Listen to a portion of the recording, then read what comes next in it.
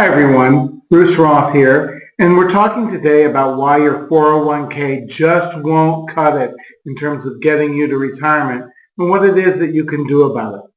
So the first thing I want to talk about is the current reality for most Americans living in the cities. Most people are struggling to pay their bills. They can't save enough to make any real difference in terms of retirement. And we know now from statistics that 65% of Americans will never retire. Now, that's very sad. The truth is, for those 65% is basically it means you'll be working until you die. We all know someone well up in their 70s or even 80s who still has to work to pay the bills. And I'm hoping that by sharing this information with you, you'll be able to avoid that situation yourself. So before we go into how to do that, people struggle for basically three reasons financially. One is that's very common in this country is that people have just too much debt. And the truth is that they can't save enough money because the way their lifestyle and their incomes just don't match up to saving. And the third is that they have financial illiteracy. So hopefully we can do a little bit to help you solve these problems with this presentation and then going further in individual consultations. So let's first talk about, is it possible for you to save enough? Is it even something that's realistic or that you can do? And the first thing I want to talk about is, let's pretend you save $100 a month and you get a 6% compounded return on your investment.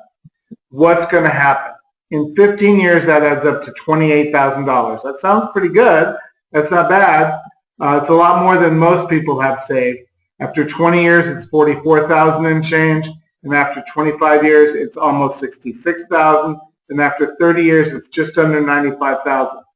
So that sounds like a pretty good amount of money, but how far will that go in terms of retirement? So let's say you're 25, and you want to retire at 65. Saving $100 a month is only going to get you $95,000. So for each $100 a month you save, you have another $95,000. That is, of course, assuming a 6% return, which, as you know, there's no banks giving on passbook savings. So you need to learn a little bit about investing. So how many years of retirement income will you need to retire? Do you plan to be living for 10 years, 20 years, 30 years of retirement? And so you need to take that into consideration. $95,000 won't get you much. I think most people would say 2-3 years, even right now, if they're very conservative with their spending. And the truth is that 30 years from now, $95,000 is going to seem much smaller with inflation. So we'll talk about that. So this, as you can see, isn't nearly enough. So let's give a more concrete example. How hard is it to retire? Let's say that someone has 20 years to go till their retirement. They have $10,000 saved right now, which is pretty good, which is more than, I think, something like 2/3 of Americans have less than that. Let's say they're able to save $400 a month, and their monthly expenses currently is $4,000. Yours might be higher, yours might be lower. That's fine. This is just an example for everyone. So if you save that $10,000 and add $400 a month to it for 20 years, and you're getting a 6% rate of return, at the end of those 20 years, it's going to throw out $1,341 a month. So if we have only 3% average inflation between now and 20 years from now, that $4,000 a month is going to grow to $7,224 a month, leaving you a shortfall of $5,883. I don't know where you're going to make that up from. I doubt Social Security is going to be paying that much. So let's talk a little bit about different investment vehicles. We're only really going to talk about two to compare them. And this first chart is the Los Angeles housing market. I use this because statistics are very available in this market. It's a fully developed market and has been a long time. So in 1990, the median priced house, as you can see, is just over $200,000. And it goes down a little, it goes more or less level, and then it comes down a little bit. That's largely because of the base closings and they tried to save money at the end of the Cold War when Bill Clinton was president, and that really impacted the aerospace industry, which was very strong in Southern California at that time. So then you see that the prices started coming up. Presidents were doing a lot to get home ownership up, and prices rose to a peak of like 640 or thereabouts. Then they fell again in 2008. We all heard about that. And if you'll see, they will go back up in 2009. I'm sorry, by January 2014, they're back up again into the 400,000s. So let's talk about the Dow Jones Industrial Average, which is another investment that's widely known about and widely talked about. Notice that in January 1990, prices were down here and they went up. If you'll notice, this chart is similar to the real estate market. Now, it doesn't move in lockstep. Two different investment classes don't move in lockstep. But when the economy is strong, both of them will be going up. When the economy is weak, they'll both be going down. Notice that the stock market fell before the real estate market did. It had already hit its bottom while the real estate market was still in free fall. And if you notice, it went up by 2014 and higher than it's ever been. So let's compare these two investments side by side. Let's say you were going to buy a house in Los Angeles in January 1990, and to get a $200,000 house, we just picked a round number near what the median was, would have been $12,615.78 cash to close to buy the house. Now, let's over here pretend that you had taken that same amount of money and invested it into the Dow Jones Industrial Average and see what it does till January 2014. Now, I know this is some time ago, but that's where the statistics were when we made this presentation. Okay? So the present value in January 2014 of that investment would be $81,596.25. That's a very good rate of return. I think if you talk to your stockbroker, or your financial planner, they'd say that's pretty good. So you had a total return of just under $69,000, or annual rate of return of 21.87%, compounded at only 1.82 though. Now, let's look at what would have happened if you had bought that house. But see, the difference here is instead of buying a $12,000 investment, you bought a $200,000 investment. And that rose to $486,000 and change, leaving you $273,414.22, which is over 4 times as much money as the stock market. And the reason that it's done so much better is because you have leverage. In real estate, you can leverage your investments, and in the stock market, you really can't. There's a little bit of leverage, but it's very risky. All right.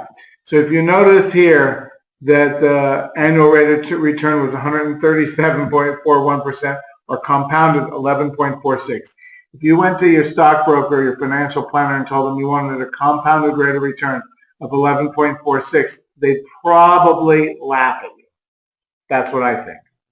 And it's the leverage in real estate that beats the heck out of any other investment class. As a matter of fact, if you talk to a financial planner, they'll say that it's an unfair advantage. And we're glad to take advantage of that. Hopefully you will be too. So in order to finish financially strong, what is it you need? There's 2 things. The first one is you need to have a secure home with no mortgage payment for your entire life.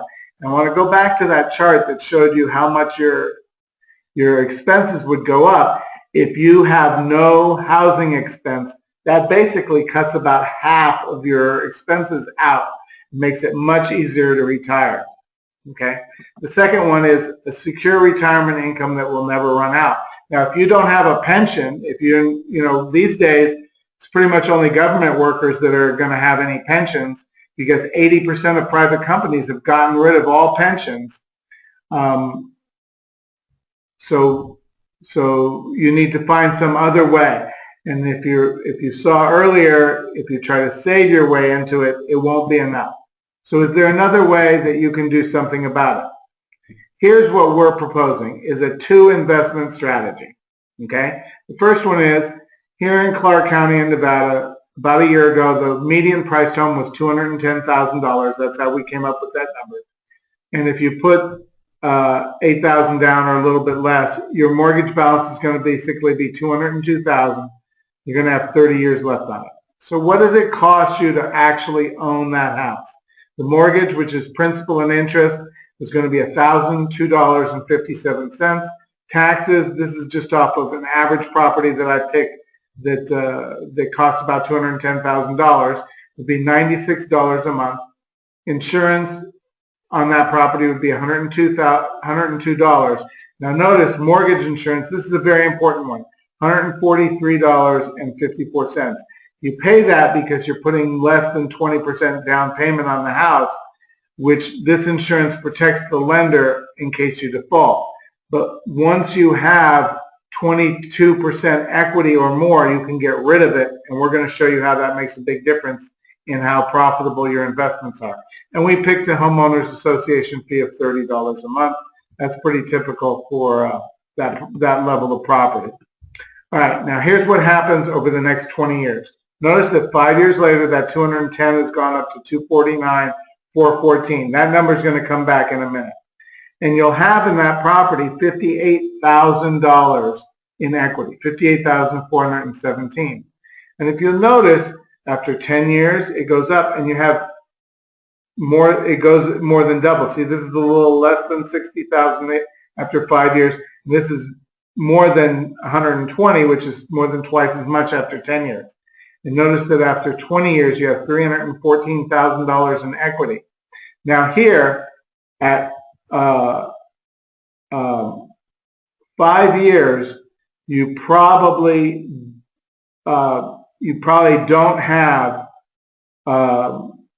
50. You don't have the 80%. Oh, you do have the 80%. I'm sorry, I misspoke.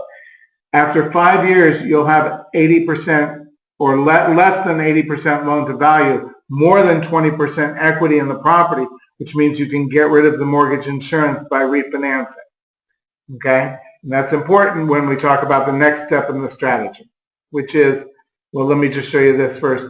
The total return after 5 years only is going to be $51,067. That's after you take out the money you put in for down payment, leaving you a total return of 695%, or compounded growth rate of 47.3%.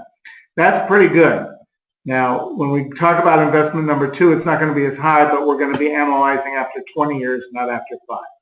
Now, notice, now we're 5 years out here.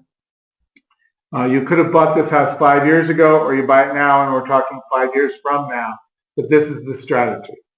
So the housing expense that we showed you was $1,374, but we're able to take $154 of that out. So it's really going to be more like just a little over $1,200 a month. Now notice right away, if you rented it right now, it would be $1,300 a month.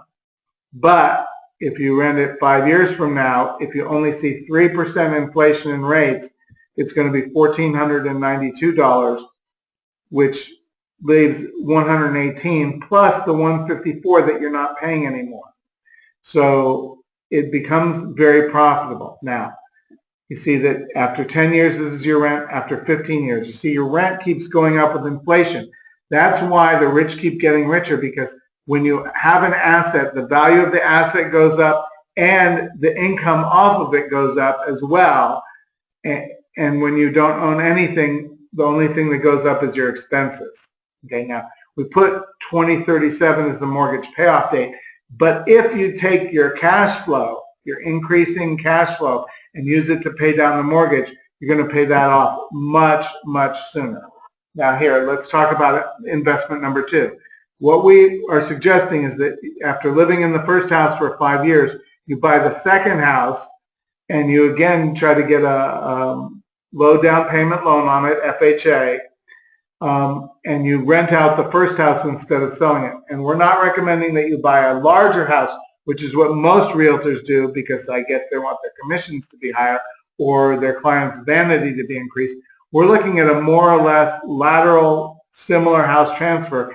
And so we put the price at $249,414, which is what we said the first house would be worth after 5 years. Down payment on this is going to be only $8,730. mortgage balance of $240,684, 30 years term on the mortgage. Again, remember, when you have the equity, when you have in 5 years, if you keep seeing 3% appreciation, you'll be able to get rid of the mortgage insurance again. But notice here, mortgage is $1190.74, taxes $112, insurance $113, mortgage insurance $170. See, all these are a little higher. Homeowners Association, we left at $30. So it's $1,615.74, but about 500 of that is going to be tax deductible. And we're hoping that over 5 years, you're able to afford a slightly higher payment. If you have trouble affording it, what you can do is for the first couple of years, you can take some of the positive cash flow from the first house and use that to help you afford the second house. Because now you'll have 2 houses appreciating instead of 1. And we'll get into that, how much that means in a minute. Now, notice 5 years later, this is 10 years into the process, you have $70,000 in equity, or $69,000 and change in equity in this one. And so your loan balance is $220. You might need to wait till the 6th or the 7th year to refinance to get rid of the mortgage insurance. But your equity keeps growing and your mortgage keeps getting paid down. Now we put here reverse mortgage year, and we didn't put a year for that because we really don't know how old you are. What a reverse mortgage is when you're 62 years of age or older, you can get a reverse mortgage where they pay you each month. You have to have at least 50% equity, and you will never make another mortgage payment as long as you own the house. If you want to know the details of how that works, we'll be glad to discuss it with you, and it comes in the rest of our strategies. Okay, so now let's talk about the returns on the second investment. After 20 years, you have total return of $329,000 and change, or 3,777%. The annual growth rate was 19.91. That's a good growth rate. And you can see here, when you see the total net worth is just under $750,000. And this is using what I think is a very conservative appreciation model of only 3%. Here in Las Vegas, we just heard in January of this year that over the last 12 months before that, property values in all of Las Vegas went up by 9.5%. And the National Association of Realtors is projecting right now that over the next 12 months nationally, we'll see a 5.5% rate of return, or increase in property values. And you need to talk to me about that as well. But notice $750,000 in net worth that you never would have had if you didn't pursue this strategy. And so now we're on the path to breaking your chains. And if you're wondering what chains I'm talking about the chains to your job, that you have to go to work every day, because otherwise you just won't have the money left over. You won't have enough money to pay your bills. So you have to go to work every day, even if your boss isn't the most pleasant person, even if there's some situation in your work. But using this, we can help you break those chains. And so that's what I promise to do with your life to no money worries plan. I'm going to help you to break those chains using these systems. We're going to help you with mortgage planning. Notice I talked about a mortgage you may not be familiar with, which is the reverse mortgage. I worked in the mortgage side for about 15 years. I know a little bit about mortgages, and I'll be glad to help you plan that. But we're going to try to help you reduce your debt. If you have debt right now, we're going to show you the best way. We're going to help you plan for the best way to reduce your debt. All right, we're going to help you set up a savings plan, the best one, not just putting stuff in a passbook savings where you get 1.25% or whatever they're paying right now. We're going to try to help you maximize your cash flow so that over time you have the most money coming into your estate. We're going to maximize your rate of return. You know, sometimes it's better to hold the property for 28 years. Sometimes it's better to refinance. Sometimes it's better to sell and buy a larger property. And we're going to help you figure all that out using a number of different investment strategies, and in particular, tax strategies. We're going to help you maximize your tax avoidance. And not just deferral, but avoidance. And I'll talk now a little bit about that. Again, you have to check with your CPA about this, but this is the way it works basically.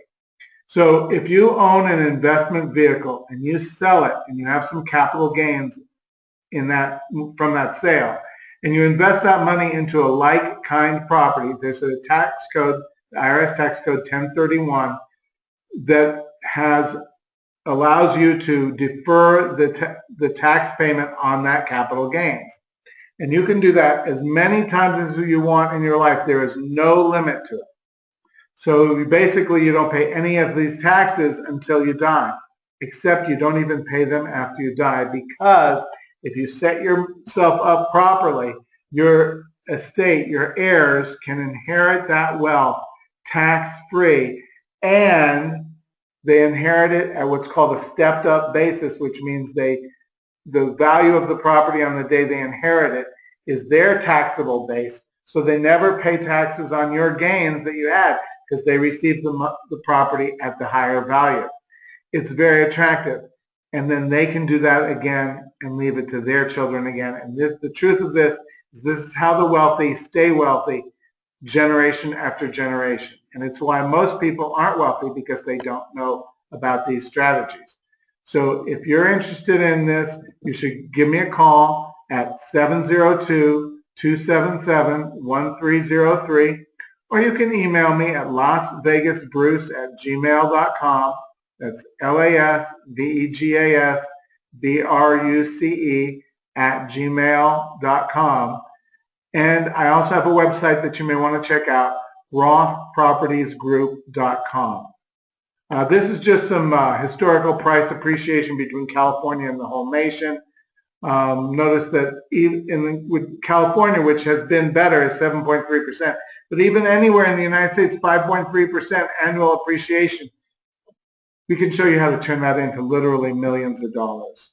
Okay, that's all. Thank you so much, and I hope to hear from you soon.